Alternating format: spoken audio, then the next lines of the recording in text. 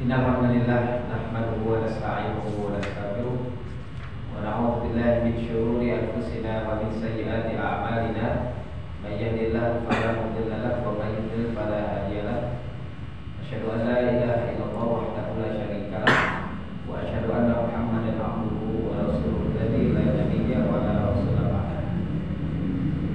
Alhamdulillah, segala puji hanya milik Allah, di mana Allah Subhanahu wa taala memberikan kepada kita banyak sekali kenikmatan yang terkadang kita tidak merasa bahwa kita sehat, kita bisa beraktivitas. Itu merupakan kenikmatan dari Allah Subhanahu wa taala.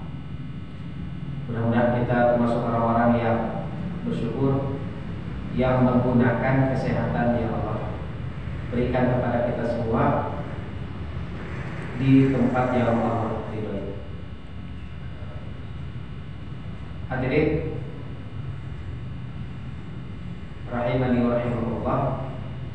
Insyaallah pada kesempatan ini kita akan membahas tentang tafsir surah Al-Fatihah. Surah Al-Fatihah. Tapi sebelumnya kita di mukaddimah sebelum masuk pada surah Al-Fatihah, kita bahas dulu ringkas tentang Al-Quran. Al-Quran merupakan kitab Allah. Al-Quran merupakan kitab Allah. Syekh Abdul Aziz bin Baz, itu di YouTube ada ya, itu pernah ditanya,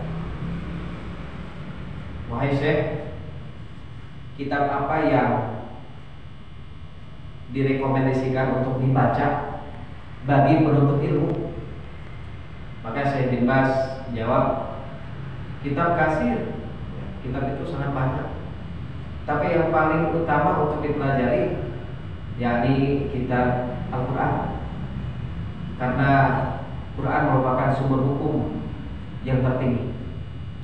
Di dalamnya banyak pelajaran-pelajaran, banyak orang-orang yang mengambil ilmu dari Al-Quran, termasuk tidak hanya kalau agama jelas, termasuk pelajaran-pelajaran umum itu banyak yang menggunakan Al-Quran sebagai referensinya ya.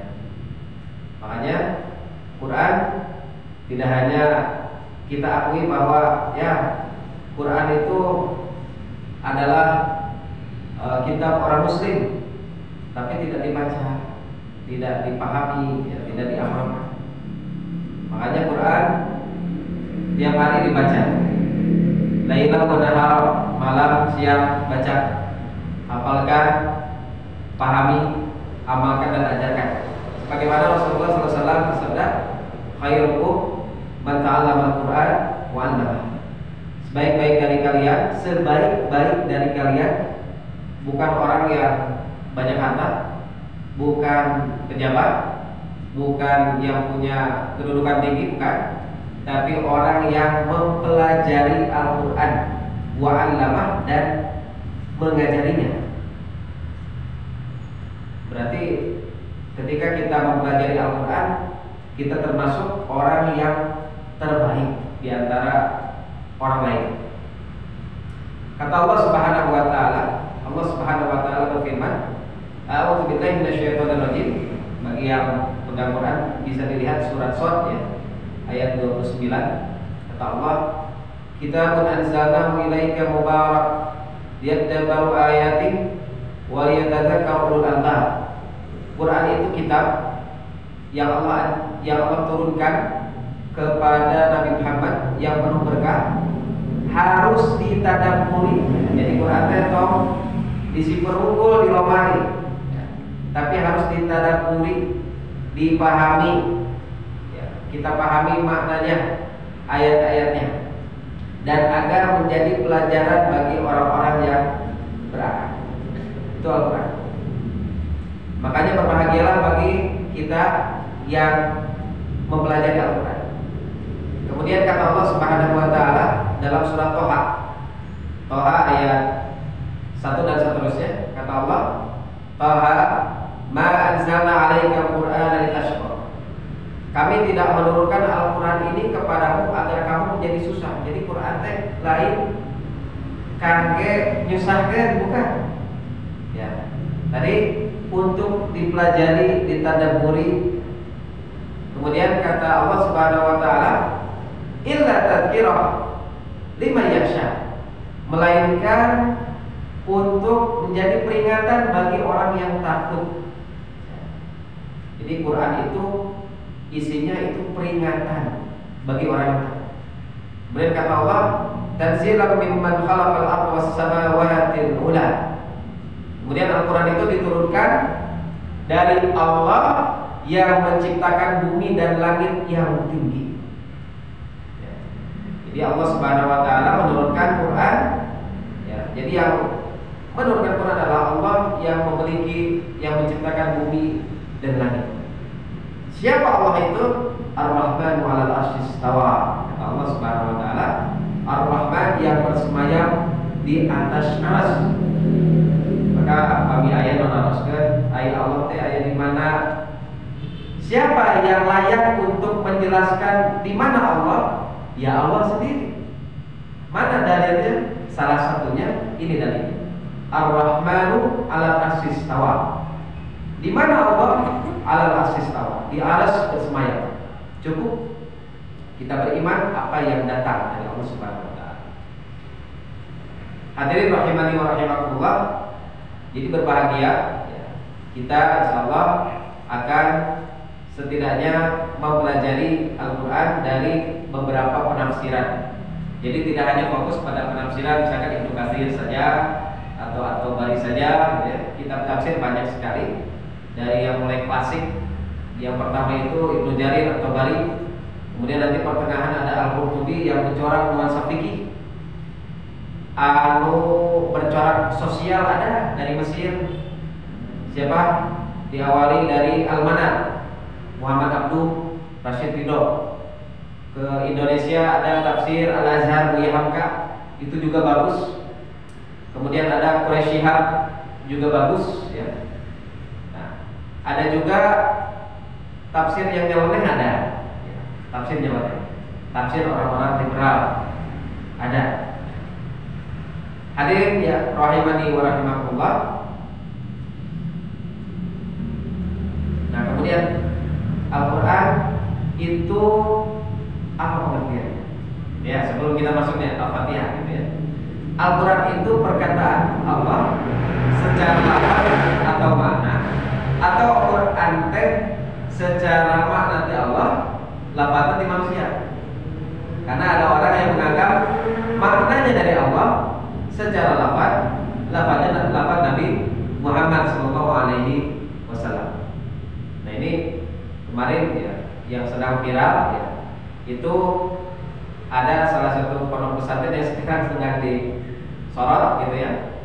Ada pimpinannya yang mengatakan bahwa Quran itu adalah ucapan manusia, ucapan Nabi Muhammad SAW. Nah, ini perkataan ini 14 abad yang lalu sudah dikatakan oleh yang namanya Al-Walid bin Mughirah. Coba bisa dicek dalam Al-Muddathir. Ketika Walid bin Mughirah berpikir bagaimana menentukan Al-Quran, bagaimana mengolok-olok Al-Quran, maka muncullah perkataannya, oh, kata dia, illa sihrun yu'thar. Quran itu adalah sihir yang sudah dipelajari. In huwa illa qaulun bashar. Quran itu adalah perkataan manusia. Makanya jangan heran orang yang seperti Walid bin Mughirah itu bakal ada sampai hari kiamat. Maka bisa dikatakan bahwa Quran itu secara lafaz, secara makna itu dari Allah Subhanahu wa taala. Tidak ada sedikit pun campur tangan dari Rasulullah SAW. Salah satu dalil yang terkenal, wa ma yantiqu 'anil hawa in huwa illa wahyu yuha. Nabi Muhammad itu tidak berkata sesuai hawa nafsunya, melainkan beliau itu berkata dengan apa yang diwahyukan. Jadi semuanya Quran yang kita sekarang pegang adalah Quran yang makna lafaznya dari Allah Subhanahu wa taala. Dan terkenal Nabi Muhammad itu merupakan orang yang ummi, orang yang tidak bisa baca dan tulis. Bagaimana orang yang tidak bisa baca tulis membuat Quran yang menakjubkan? Kemudian hadirin rahimani wa rahimakumullah, apa itu pengertian Quran? Pengertian Quran itu apa? Al-Qur'anul Karim huwa kalamullah. Dikunci di sini. Quran adalah kalamullah, firman Allah. Bukan firman atau bukan perkataan selain Allah. Quran kalamullah, firman Allah. Bukan juga makhluk ya. Pernah dikatakan oleh Mu'tazilah. Mu'tazilah ini salah satu golongan aliran sesat di zaman salah satunya Imam Ahmad bin Hanbal. Sampai Imam Ahmad kan dipenjara gara-gara ideologi negara ketika itu ya, Abbasiyah. Itu adalah Mu'tazilah, yang mana harus para ulama itu meyakini bahwa Quran itu adalah makhluk, bukan kalamullah. Dan yang disepakati adalah kalamullah al-munazzal ala nabiyyi Muhammad, yang diturunkan pada nabinya Muhammad sallallahu alaihi wasallam. Diturunkan, kemudian merupakan mukjizat. Lafaznya memiliki mukjizat semuanya. Makanya ketika ada orang Arab paham bahasa Arab, orang-orang Arab kan paham bahasa Arab, paham syair gitu ya, maka mereka itu masuk Islam diantaranya karena Quran sangat menakjubkan dalam segi susunan kalimat, susunan lafaznya. Makanya dikatakan kemukjizatan Quran itu diantaranya adalah susunannya yang sangat indah. Kemudian ketika membacanya dinilai ibadah. Ya. Jadi kitab mana yang dibaca satu-satunya yang dibaca di seluruh dunia dan orang membacanya? Ya. Maka jawabannya adalah Al-Quran. Jadi satu-satunya kitab dibaca oleh orang di seluruh dunia, yakni Al-Quran, bahkan tidak hanya dibaca, bahkan dihafal. Bahkan keistimewaan Quran itu mudah dihafal, luar biasa. Kemudian al-muftatahu bi suratil Fatihah, diawali surah Al-Fatihah, wal muntaha bi suratin Nas, diakhiri dengan surat An-Nas. Itu keyakinan Ahlus Sunnah wal Jamaah. Karena keyakinan orang Syiah itu menganggap bahwa ketika Nabi Muhammad wafat, Quran itu belum beres diturunkan. Ya. Makanya Quran masih diturunkan kepada siapa? Kepada Fatimah. Disimpan kepada Fatimah, maka muncullah mushaf Fatimah. Ya. Itu keyakinan orang-orang Syiah. Keyakinan kita tidak seperti itu. Quran itu sudah dibatasi dengan wafatnya Rasulullah SAW, maka Quran sudah beres diturunkan. Kemudian Quran itu ditulis dalam mushaf dan sampai kepada kita dengan cara mutawatir. Jadi tidak bisa didustakan. Ya. Kalau hadis itu kan ada hadis ahad, ada hadis mutawatir. Kalau Quran sampai kepada kita itu dengan jalan mutawatir, ya.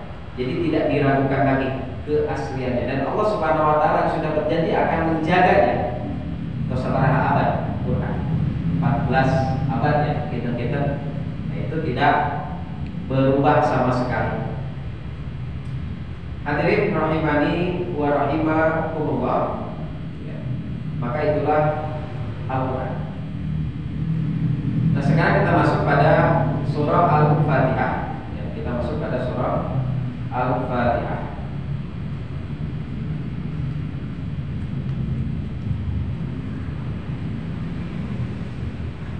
Pertama, sebelum kita masuk pada ayatnya, bahwa surah Al-Fatihah ini merupakan surah yang ada di awal kitab. Kami surat yang pertama turun surat apa? Surat Al-Alaq ayat 1 sampai 5. Kemudian nanti disusul Al-Mudaththir dan seterusnya ya. Ada Al-Muzammil, ada juga Al-Qalam. Dan Al-Fatihah juga merupakan surat yang turun di awal-awal. Kemudian kenapa Al-Fatihah yang awal?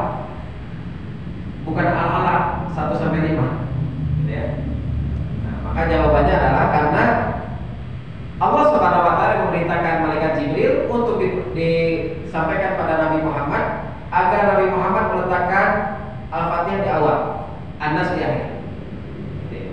Jadi yang menentukan susunannya siapa? Allah Subhanahu wa taala memerintahkan kepada malaikat Jibril, kemudian disampaikan kepada Nabi Muhammad sallallahu alaihi wasallam. Jadi ini adalah susunan Nabi Muhammad sallallahu alaihi wasallam. Al-Fatihah di awal. Kemudian Al-Fatihah banyak sekali nama lainnya. Ya, yang kita tahu bahwa Al-Fatihah itu artinya apa? Pembuka. Ya. Nama lain dari Al-Fatihah apa? Di antaranya Fatihatul Kitab. Ya. Ini disampaikan oleh Ibnu Jarir atau Balik bahwa Al-Fatihah itu disebut Fatihatul Kitab, yang membuka kitab. Ketika kita buka, pasti yang pertama adalah Al-Fatihah. Kemudian yang kedua, Ummul Kitab, induknya kitab. Kenapa disebut induknya kitab? Karena maksud-maksud atau asas-asas ya syariah, ibadah, tauhid itu semuanya terkumpul pada Al-Fatihah. Ya, di antaranya kalau kita bisa sebutkan apa saja di sana. Ada pembahasan tentang As-Sana Allahi Azza wa Jalla, pujian terhadap Allah Subhanahu wa taala. Itu kan berarti tentang tauhid. Kemudian di dalamnya ada Isbatur Rububiyah, menetapkan rububiyah. Ya, tauhid itu kan ada yang membaginya menjadi 3. Ada tauhid rububiyah, tauhid uluhiyah, tauhid asma wa sifat. Nah, di sini disebutkan rububiyah, asma wa sifat juga disebutkan, uluhiyah juga disebutkan. Rububiyah itu apa? Rububiyah itu i'tiqadun bi anna Allah khaliq, meyakini bahwasanya Allah itu yang Maha menciptakan, meyakini bahwa Allah itu yang Maha mengurus, kasih kenikmatan, kasih sakit, kasih kesehatan, kasih kesengsaraan, kita yakin itu dari Allah Subhanahu wa taala semuanya. Jadi tidak yang baik-baik saja, ya. Yang dipandang yang buruknya juga itu dari Allah Subhanahu wa taala. Ini termasuk al-imanu bil qadari khairihi wasyarrihi, iman pada takdir yang baik atau yang buruk. Kemudian apa lagi dalam Al-Fatihah dibahas? Ya. Di sana ada al-wa'd wal-wa'id, ada janji dan ancaman. Nah ya, dalam Malik Yaumiddin, Malik Yaumiddin, Allah yang merajai hari pembalasan. Di sana ada al-wa'd wal wa'id, janji bagi siapa yang taat, yang jauhi maksiat, maka Allah kasih balasan. Bagi siapa yang tidak taat dan melakukan maksiat, maka Allah mengancamnya dengan ancaman yang mengerikan. Di antaranya bagi yang meninggalkan sholat, maka ancamannya apa? Neraka safar. Masalakakum fi safar, qalu lam nakum minal musallin wa lam nakum nut'imul miskin. Itu di antaranya. Hadirin yang dimuliakan Allah Subhanahu wa taala, juga di dalamnya ada uluhiyah tadi. Kalau uluhiyah nama, tauhid uluhiyah itu apa? I'tiqadun bi anna Allaha ma'budul haq, meyakini bahwa Allah itu adalah sesembahan yang hak. La ilaha illallah, tidak ada sesembahan melainkan Allah Subhanahu wa taala. Ya, itu ada dalam ayat kelima. Kemudian penetapan bahwa yang harus dimintai pertolongan hanya Allah Subhanahu wa taala, bukan yang lainnya. Tidak ada yang lainnya. Itu dan juga ada dalam ayat ke-5. Iya karena na'budu wa iya karena nasta'in. Jadi itu ummul kitab. Hadirin rahimani wa rahimakumullah. Kemudian yang selanjutnya Al-Fatihah nama lainnya adalah As-Sab'ul Mathani, 7 7 yang diulang-ulang. Kenapa disebut 7 yang diulang-ulang? Karena 7 ayat dalam surat Al-Fatihah itu diulang-ulang. Dalam apa? Dalam sholat, di setiap rakaat dan di setiap sholat. Ya, kita misalkan bisa dihitung dalam sholat ada berapa rakaat. Dalam satu hari satu malam ada 17, ya, 17 rakaat sholat fardu, ya, sholat wajib. Dan masing-masing rakaatnya itu pasti ada surat Al-Fatihahnya, karena pemahaman di antara jumhur ulama bahwa disebutkan surat Al-Fatihah itu adalah rukun yang harus dibaca dari setiap sholat, setiap rakaat. Hadirin rahimani wa rahimakumullah, ya. Juga diantaranya banyak sekali ini dalam Al-Qurtubi juga disebutkan, ya, nama lain dari Al-Fatihah, ya. Di antara ada Al-Asas, ya, di pokok, ya. Juga Alhamdulillah, ya. Jadi surat Al-Fatihah juga disebut surah Alhamdulillah, dan seterusnya. Kata Al-Qurtubi ini ada 12, ya. Kata Al-Qurtubi ada 12, tapi diringkas oleh Syekh Ali As-Sobuni yang tadi saya sampaikan. Kemudian hadirin rahimani wa rahimakumullah, sekarang kita masuk dulu pada tafsir isti'adzah dulu. Kenapa harus bahas isti'adzah? Kenapa kita harus beristi'adzah, meminta perlindungan kepada Allah Subhanahu wa taala? Ya. Karena Allah perintahkan.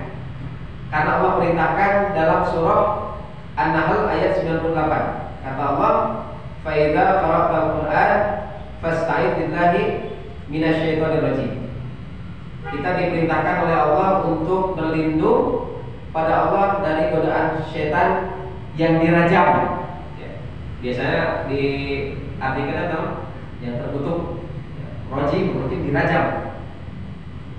Maka kalau orang yang berzinah, ya, sudah menikah, itu kan kalau yang menetapkan atau menegakkan hukum syariat, ya, secara totalitas itu kan harus dirajam sampai mati.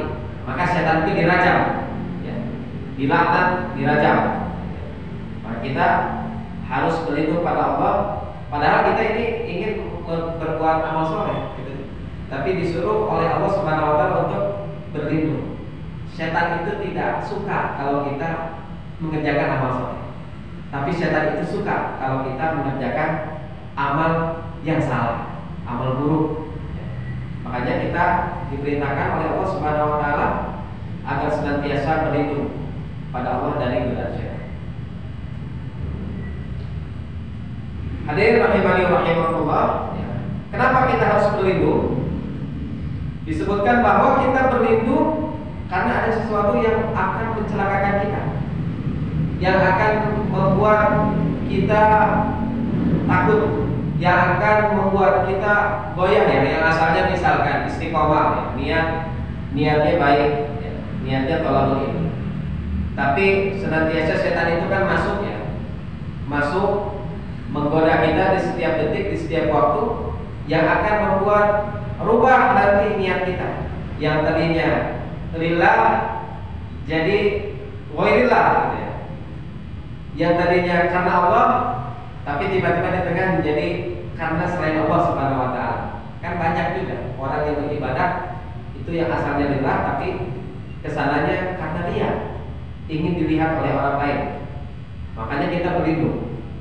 Kemudian kalimat Allah adalah nama bagi yang mencakup seluruh sifat yang dimilikinya.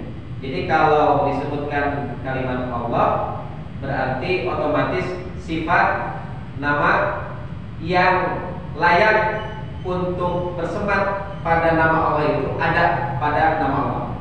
Dan mustahil, sifat yang mustahil bagi Allah itu tersemat pada lafaz Allah, gitu ya. Kemudian hadirin rahimani rahimakumullah, syaitan itu berasal dari kata syatona. Namun hartosna teh jauh dari kebaikan. Bahkan kata At-Tabari, setiap yang menentang, baik dari kalangan jin, manusia atau binatang sekalipun, ya, misalkan binatang menentang pada kita yang mengganggu, itu bisa disebut setan. Jadi setan itu tidak hanya dari golongan jin, tapi dari golongan manusia. Nanti ada pembahasannya soal. Kemudian rajim, ar-rajim itu dikutuk, dirajam, atau ditolak dari segala kebaikan. Maka semua sifat kejelekan itu ada pada setan. Semua sifat kejelekan itu ada pada setan. Apa bedanya iblis, jin, dan setan? Nah, kita lihat dulu jin. Jin itu artinya gelap, seperti janin. Janin itu ia belum terlihat dan masih ada dalam rahim, tidak bisa dilihat oleh alat USG sedang ketinggalan sebenarnya. Ya, itu kan terbatas, ya. Tidak bisa dilihat secara kasat mata, ya, secara sempurna. Jin, kalau janin, ya, tadi oleh USG bisa, ya, tapi kan tidak sempurna. Tapi kalau jin itu benar-benar tidak bisa dilihat oleh kita. Kemudian iblis. Iblis itu siapa? Iblis itu golongan jin, pimpinan kejelekan. Ya. Pimpinan kejelekan. Wa kana minal jin fa fasaqa an amri rabbih. Ya. Jadi iblis itu adalah golongan jin dan dia merupakan pimpinan dari syaitan. Kalau setan itu tadi bisa dari golongan jin, manusia atau binatang yang semuanya memiliki sifat menggoda kepada kejelekan. Nah, itu setan. Hadirin rahimani wa rahimakumullah. Setan itu musuh bagi manusia. Ya, kata Allah Subhanahu wa taala, "Wa kadzalika ja'alna likulli nabiyyin aduwwan syayatinal insi wal jin." Demikianlah kami jadikan bagi setiap nabi itu musuh. Siapa? Setan dari golongan jin dan setan dari golongan manusia. Jadi setan itu dari golongan jin dan manusia. Intinya bahwa setan itu adalah musuh bagi kita. Nah, ini orang tinggal dina kekuatan setan dari segi umur. Kalau tadi kan disampaikan bahwa pimpinan setan itu adalah iblis. Lihat dari segi umur. Iblis itu pernah minta waktu pada Allah Subhanahu wa taala, tangguhkan sampai hari kiamat. Itu iblis. Maka doa Allah dikabulkan. Allah mengabulkan permintaan iblis. Karena iblis sudah, kata Allah Subhanahu wa taala, iblis sudah dihukum menjadi sesat, ya, dihukum sesat, maka iblis meminta agar waktu matinya itu ditangguhkan. Maka kira-kira berapa tahun iblis sudah ada di muka bumi? Kalau saya baca dalam bukunya Syekh Al-Maghdud, ya, dalam Atlas Para Nabi, Nabi Adam itu diturunkan ke dunia kurang lebih 6.000 sebelum Masehi. 6.000 sebelum Masehi. Yang kita tahu kan, kalau tahu 6.000 sebelum Masehi itu kan mundur 6.000, 5.000, ya, 4.000, ya, sampai 0 gitu, ya. Akhirnya tahun 2023 Masehi, ya. Berarti kurang lebih sudah 8.000 tahun, belum sampai 10.000 tahun umur dunia diisi oleh manusia. Maka lihat dari segi umur luar biasa, ya, lebih panjang waktunya. Umurnya manusia kan hanya, kata Nabi, amal ummati ma baina sittina ila sab'in. Umur umatku rata-rata hanya 60 sampai 70 tahun saja. Dilihat dari segi indera. Jin itu, kan iblis, ya, tadi. Iblis itu bisa lihat kita. Lihat, pandang, ya, sekarang sedang memperhatikan, ya, sedang mengaji, melihat. Tapi yang sedang mengikuti itu diantaranya juga malaikat. Kata Rasulullah, wahafathumul malaikat. Malaikat itu mengelilingi kita. Majtama qaumun fi baitin min buyutillahi. Tidaklah berkumpul satu kaum yang mana berkumpulnya itu untuk mempelajari Al-Quran, maka hafathumul malaikat, malaikat akan mengelilingi kita. Wa ghasyiyatuhumur rahmah, rahmat akan meliputi kita. Ya. Maka setan juga melihat kita di setiap waktu, 24 jam. Setan melihat kita. Sedangkan kita bisa tidak melihat setan? Tidak bisa. Seakan-akan licin ya, seakan-akan licin ya. Setan bisa lihat kita, kita tidak bisa lihat mereka. Jin dari golongan setan bisa lihat kita, sedangkan kita tidak bisa lihat mereka. Ya. Dari segi indera kita sudah kalah. Lihat dari segi ketekunan, luar biasa. Ketekunan yang namanya setan itu menggoda itu tidak kenal lelah, karena visi-misinya apa? Visi-misi mereka ya'muruna bil fahsya wal munkar. Visi-misi mereka itu kan menyuruh pada fahsya dan munkar, itu aja terus. Lihat ketekunannya luar biasa. Ya. Makanya lihat dari segi umur kita kalah, dari segi indera kita juga kalah. Ya. Duaan tinju, ya, ini bisa lihat, ini tidak bisa lihat. Mana pemenangnya? Yang bisa lihat kita tinju.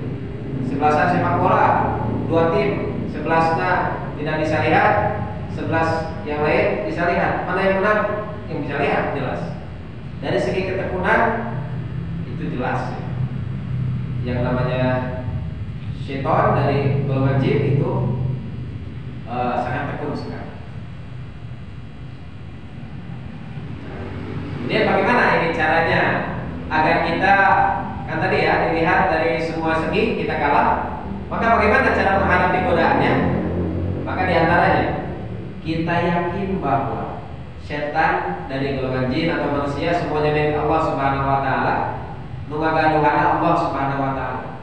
Ibarat Ustaz Aceh Zakaria rahimahullah itu mengatakan bahwa ibaratnya kalau kita ngadu tajam kuku dengan anjing, menang mana? Menang anjing. Nek pacakar-cakar dengan anjing yang orang elek. Kemudian ketika ngadu gigi, rek mau tajam-tajam gigi ya, pakai geger-geger gitu ya, menang mana? Menang anjing. Kita akan kalah. Mau ngadu lari, cepat mana? Cepat anjing. Maka bagaimana caranya agar kita terbebas dari anjing? Misalnya ketika kita jalan ada anjing, maka bagaimana? Maka kita bilang pada pemiliknya, ini yang punyanya siapa? Ini anjing siapa yang mengganggu perjalanan saya? Seperti itu. Maka begitulah manusia yang mana ketika bertanding dengan setan dari golongan jin itu kalah dari segala segi, tapi kita berlindung pada Allah yang memilikinya. Kata Allah Subhanahu wa taala, "Walau la fadlullahi 'alaikum wa rahmatuhu ma zaka minkum min ahadin abadan. Walakin Allah yuzakki man yasha wa Allahu sami'un 'alim." Jadi kita bisa ngaji gitu ya. Jam segini kan enaknya nonton TV gitu ya. Santai gitu ya.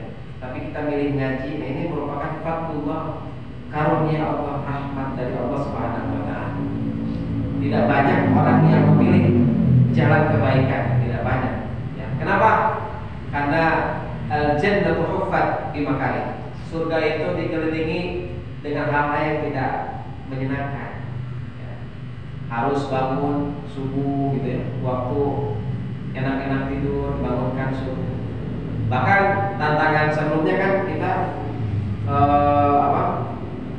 bangun sebelum subuh, sholat malam, harus baca Quran, harus sholat setiap waktu, setiap hari.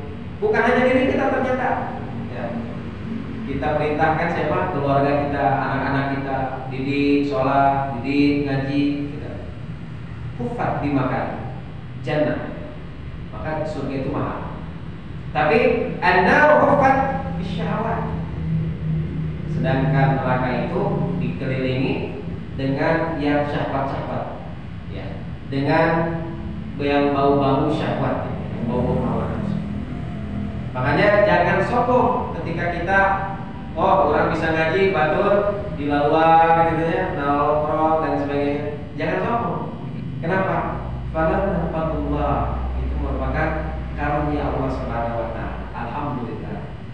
merupakan nikmat dari Allah Subhanahu wa taala. Bersyukur.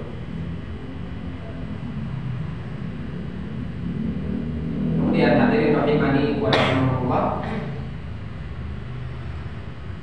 Nah, ini ada tahapannya. Bagaimana setan itu menggoda manusia? Itu ada tahapannya.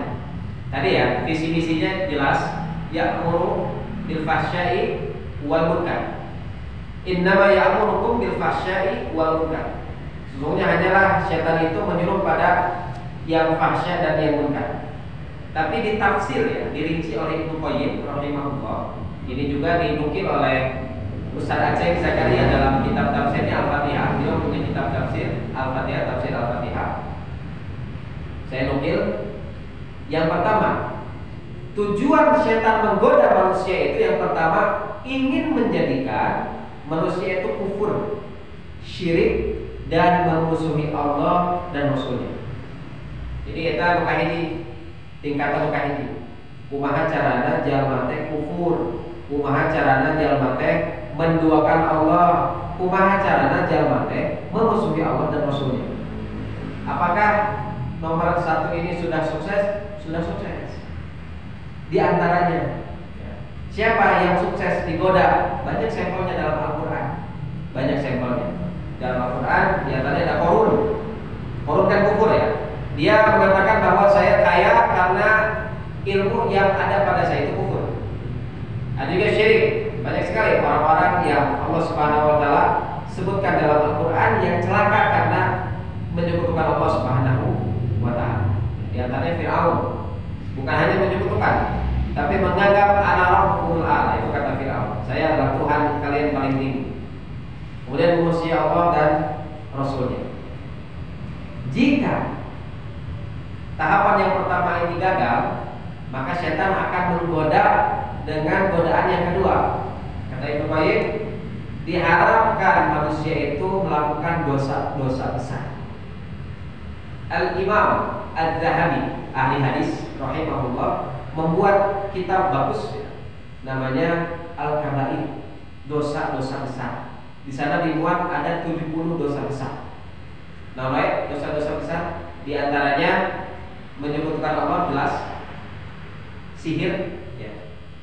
Sihir, mempelajari sihir, kemudian membunuh jiwa, ya, dengan cara yang tidak hak, kemudian durhaka pada orang tua, meninggalkan salat, berzina, minum khamar, berjudi, ya. Dan masih banyak lagi itu 70 dosa besar. Maka diharapkan orang-orang yang tidak kufur, tidak syirik, ya, tidak kafir lah ya pada Allah, itu diharapkan berdosa besar, melakukan dosa besar. Itu tahapan yang kedua. Tahapan selanjutnya, yang ketiga, berharap orang itu melakukan dosa-dosa kecil. Dosa-dosa kecil. Dosa-dosa kecil yang mana dosa-dosa ini bisa dihapus di antaranya dengan amal soleh. Di antaranya dengan sholat, ya. Kemudian dengan berpuasa. Karena dosa besar itu dihapusnya dengan apa? Dengan bertaubat, kata Allah Subhanahu wa taala. Dosa-dosa kecil itu diantaranya apa? Ya. Contoh-contohnya bisa dari indera kita, bisa dari penglihatan kita, bisa dari penglihatan kita, bisa dari hati kita. Ya. Tapi kalau lama kelamaan ditumpuk, nah ini tidak kecil lagi, kata ulama. La shaghiratan ma'al istimrar. Tidak ada dosa kecil kalau dilakukan secara kontinu, secara terus-menerus. Makanya ini khawatir menjadi bukit, menjadi besar, ya. Maka orang sudah tidak peka lagi bahwa ini adalah dosa kecil, enggak. Nanti dosa kecil dianggapnya kerjaan biasa. Nah ini berbahaya, ya. Makanya adalah tahapan ketiga. Kemudian tahapan selanjutnya, diharapkan manusia melakukan perkara-perkara bid'ah, perkara-perkara yang baru, ya. Bid'ah itu ada dua, ada dari akidah, ada dari ibadah. Dan yang paling bahaya, ini dua-duanya bahaya, ya. Yang paling bahaya dan bisa sampai menjurus pada kekufuran itu dari perkara akidah. Ya. Salah satu contohnya itu aliran-aliran yang golongan-golongan atau aliran-aliran yang tersebar. Ya. Kata Rasulullah SAW, satu golongan yang masuk surga itu adalah ma'ana alaihi washabi. 72 golongan yang masuk neraka yang mengatasnamakan dirinya Islam, tetapi mereka berislam dengan cara-cara yang tidak dicontohkan oleh Rasulullah SAW. Ya, bisa disebutkan, ya, salah satunya adalah orang-orang Syiah, orang-orang Khawarij, orang-orang Mu'tazilah, orang-orang Murji'ah. Ya. Kalau sekarang kan sudah berubah namanya, ya. Mu'tazilah jadi bisa disebut liberal. Ya. Orang liberal sekarang itu, ya, dulu cikal bakalnya Mu'tazilah. Syiah juga sekarang masih ada Rafidhah, ya masih ada sekarang. Khawarij itu orang-orang para teroris, ya, yang mana orang-orang itu tidak mau masuk Islam, yang menganggap Islam itu agama yang menakutkan. Kenapa? Salah satu diantaranya karena terhalang oleh orang Islam itu sendiri, diantaranya oleh para teroris yang berislam dengan hawa nafsunya. Nah, kata Ustaz Aceh, ya, dalam tafsirnya Al-Fatihah, ini lebih disukai oleh syaitan perbuatan bid'ah ini. Kenapa? Karena kalau melakukan dosa, orang itu akan langsung beristighfar. Tapi kalau melakukan amalan yang dipandang ini ibadah, padahal ini bukan ibadah. Padahal ini adalah kesesatan misalnya, ya, maka ini lebih disukai karena dia tidak akan beristighfar. Bisa dipahami, ya. Kemudian selanjutnya tahapan yang kelima, menyibukkan manusia dalam perkara mubah sehingga melupakan yang wajib atau yang sunnah. Jadi mengubah, ya, mubah itu lebih diprioritaskan. Nonton TV, olahraga itu kan mubah. Olahraga tiba-tiba azan berkumandang, ya, tinggalkan olahraga, sholat, gitu kan? Kemudian nonton TV, azan berkumandang, atau kajian ada jadwal kajian, menuntut ilmu, majelis ilmu, ini kan lebih dicintai. Maka manusia akan melupakan yang wajib atau yang sunnah. Ini yang kelima. Kemudian yang terakhir, kata Ibnu Qayyim, mendahulukan amalan yang tidak utama. Jadi amalan itu ada yang utama, ada yang tidak utama. Ya. Salah satu diantaranya naik haji tiap tahun. Ini salah satu contoh yang saya lihat. Gitu ya. Walaupun ya luar biasa, itu merupakan anugerah dari Allah Subhanahu Wa Taala yang memiliki rezeki. Tapi naik haji itu kan cukup sekali.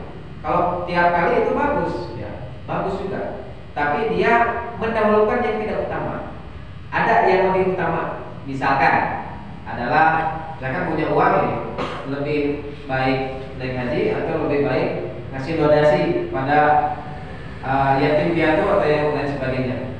Atau misalkan memberi makan, ya, uangnya dipakai untuk memberi makan atau bangun pesantren dan lain sebagainya.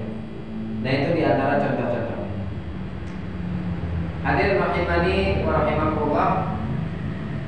Nah, itu diantara tafsir isti'adah. Kita belum masuk ke Al-Fatihah, gitu ya. Baru Muqaddimah ini, baru Muqaddimah. Kenapa ini Al-Fatihah dibahasnya harus sedikit demi sedikit, ya.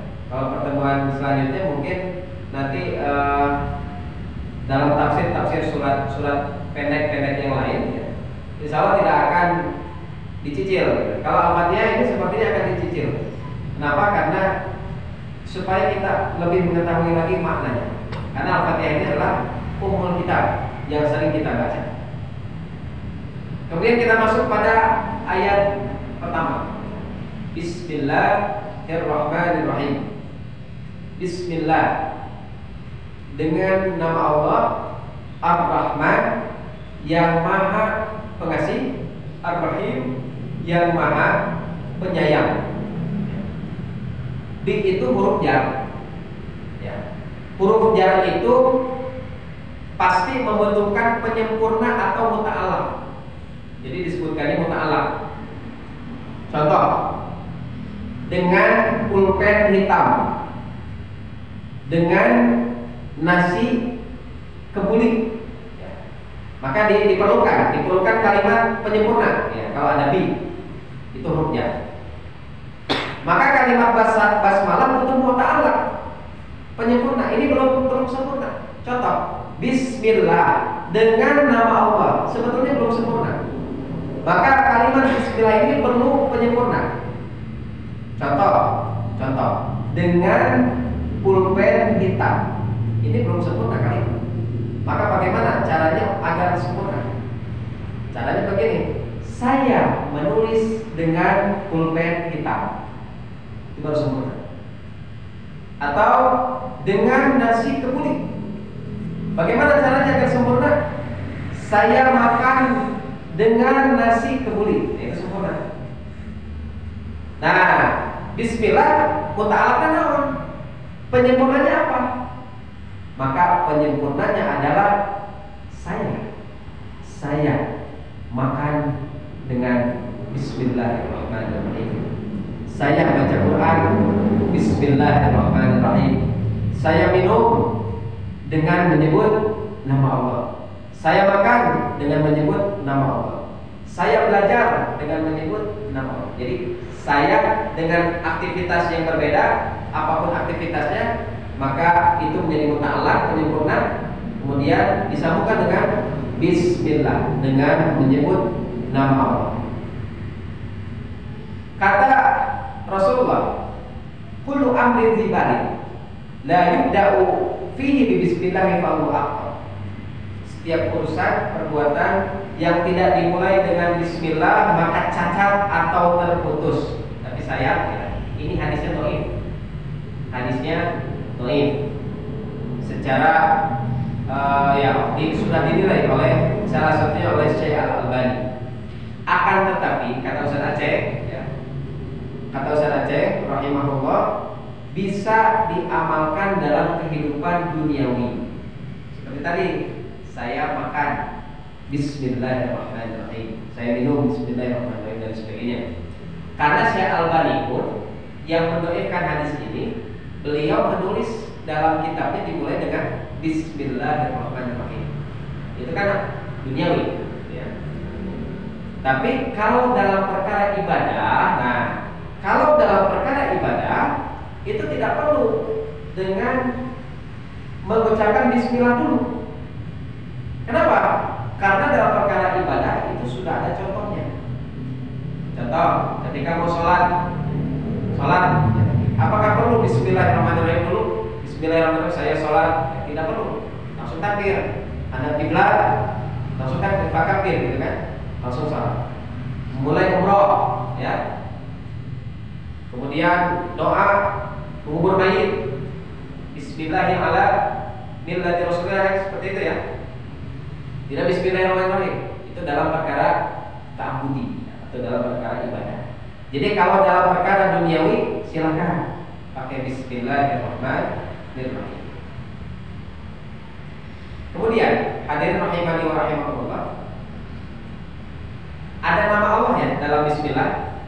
Allah, kemudian ada sifat dan nama Allah, Ar-Rahman, Ar-Rahim. Ar-Rahman itu nama Allah, Ar-Rahim juga nama Allah. Dan Allah serta namanya itu cocok, yakni Allah Maha Rahman, Allah Maha Rahim. Karena ada yang tidak cocok. Contoh, ayat namanya selamat, ayat.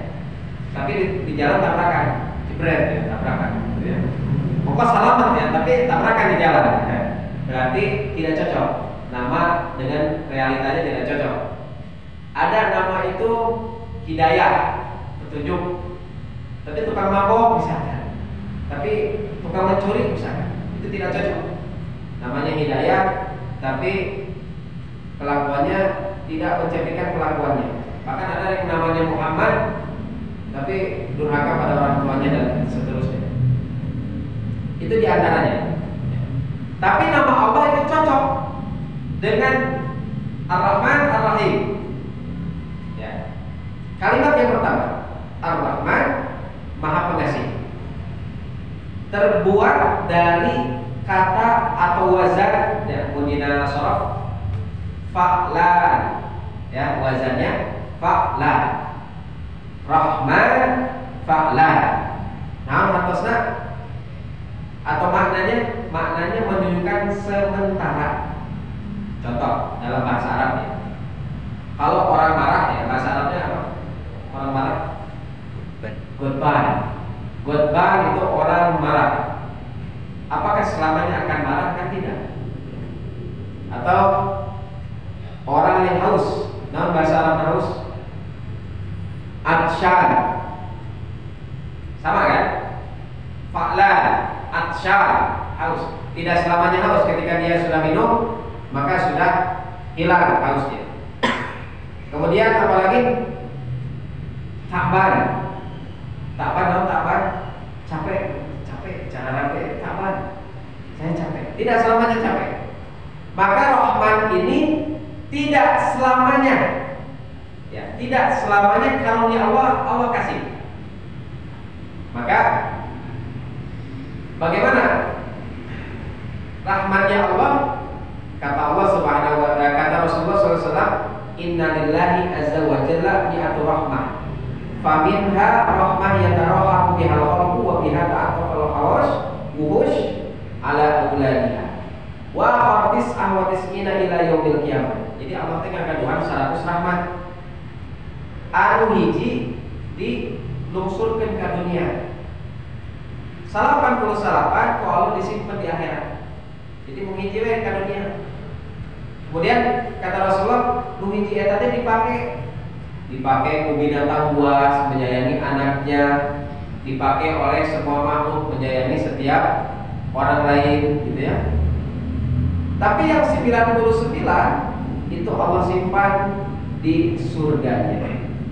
Makanya Ar-Rahim, Ar-Rahim, pembedanya Ar-Rahman ala wasni fa'lan, Ar-Rahim ala wasni fa'il.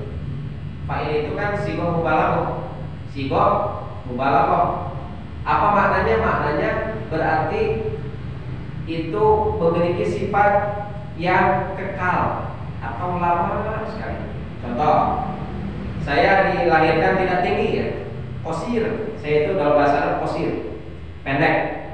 Karena ini sudah sifat saya dan mungkin tidak akan lagi meninggi ya, karena sudah lebih dari 25 tahun gitu ya. Tidak akan lagi meninggi. Sifatnya nanti mungkin sampai saya mati ya, sampai saya wafat itu akan qasir, tidak tawil. Ada orang itu tawil ya, 2 meter gitu ya, tukang basket, tukang voli ya. Tawil. Ya, sampai mati dia akan tawil, dia akan tinggi. Begitu juga Rahim. Rahim itu nikmat Allah yang 99 dan sifatnya tidak sementara. Nah, ini jelas. Tentunya kabayang menjelaskan bahwa hiji ya, tadi teh 100 rahmat, hiji diturunkan ke dunia. Namanya misalkan ku abdi disebutkan ya, walaupun tidak semuanya bisa disebutkan. Oksigen. Oksigen itu semuanya gratis. Rasa aman ya. Di Palestina gak aman, di orang aman bisa ngaji dia ya. Di Palestina sholat wae gak aman. Sehat, kenikmatan yang satu itu normal, termasuk kekayaan. Kekayaan itu bagian dari 1% yang Allah kasih rahmat. Siapa manusia terkaya di dunia? Bill Gates. Oh yang mana aja, pemilik Tesla ya, pemilik Tesla. Siapa namanya? Elon Musk. Elon Musk. Seberapa? 2.000 triliun. Kebayang ya? 1 miliar itu kan 1.000 juta ya. 1 triliun 1.000 miliar. Ini 2.000 triliun nih. Seberapa karung gitu, mau dikarungan. Eta dinilai hanya 1 saja oleh sabda Nabi Muhammad SAW. Eta teh kan tajam ke oksigen, rasa kasih sayang gitu ya, rasa mengamankan, rasa aman dan seterusnya. Yang paling penting Hiji teh parabot. Berapa orang yang hidup di dunia? Berapa miliar orang yang hidup di dunia? Berapa miliar? 7 miliar. Indonesia 250 juta, 270 juta. Tambah yang lain itu 7 miliar, berapa miliar? Parabot atau parabot rumah hiji diparabotkeun. Bahkan bukan hanya parabot. Bahkan dikeluarkan seluruh tenaganya untuk yang satu ini. Bangun pagi tidak melihat matahari, pulang daya panon poe. Jadi pergi masih gelap, pulang masih gelap. Untuk apa? Untuk yang satu ini. Luar biasa ya. Tenaganya dikeluarkan semuanya. Untuk mungkin hanya 100.000, 500.000 gitu ya. Hanya satu. Tapi tinggal musal 40 sahur di diwae diparabutkeun di balik bahkan saling sikut gitu ya. Kumaha ayeuna pada pemilu orang-orang saling sikut ingin menduduki kekuasaan, dapat gaji ratusan juta dan seterusnya gitu ya. Yang hanya satu. Tapi lihat rahimnya Allah, 99 rahmat. Bagaimana orang-orang menyikapinya? Sholat teh kangge rahim atau rahman? Rahim kan? Kita sholat, enak majelis ilmu, keluarkan zakat, bersedekah, jenguk orang sakit. Ya. Jarang ayat orang yang mau jenguk orang sakit. Jarang. Walaupun teman dekat itu rata-rata hal-hal gitu ya. Tapi katanya jam rahim katanya 99 sekarang real. Kemudian apa lagi? Ngantar jenazah, ngurus jenazah. Innalillahi wa inna ilaihi raji'un diukurkan di masjid ya kan? Sabaraha ngantar kena moal dua bus moal. Satu bus juga tidak. Bahkan mereka tidak bisa sholat jenazah bagaimana? Ini bukan rohim 99. Tadi kan istilah saudara mana? Isuk jeder memberikan bukan sekali saudara ini isuk jeder memberikan kan intinya gitulah gitu ya. Tapi lihat sholat berjamaah tidak di masjid untuk rohim untuk 99 ya punya rezeki lebih mau nggak memberi pada yang lain yang membutuhkan. Kadang kan memberi pada yang lain aja tidak mau. Memberi pada diri sendiri aja tidak mau, apalagi pada yang lain. Kadang pelit pada diri sendiri, pada keluarga. Murah kali hoyong sapatu. Akhirnya kan tahun ajaran baru gitu ya. Hoyong sapatu gitu, terus rusak. Eta ge biasanya dipakai kasih. Kata Rasulullah SAW, wabda biman tawal ya, kasih sedekah itu pada yang ditanggung dulu, pada keluarga, lihat istri, lihat anak. Ya. Hadirin rahimani wa rahimakumullah. Maka lihat rahmat yang satu dicari, dibutuhkan hewan ya. Bahkan bukan hanya manusia, ternyata hewan pun kan ini mencari yang 1% ini ya, cari makan gitu ya. Tak kenal lelah gitu ya. Orang itu tak kenal lelah ketika mencari. Jika gagal dicoba lagi sekuat tenaga gitu ya. Jika gagal upacara namanya berhasil.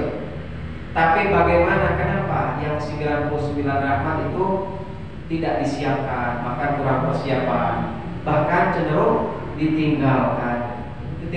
Orang yang mau diajak, yang mau ikut pengajian, buat apa belajar Quran ini, yang lainnya.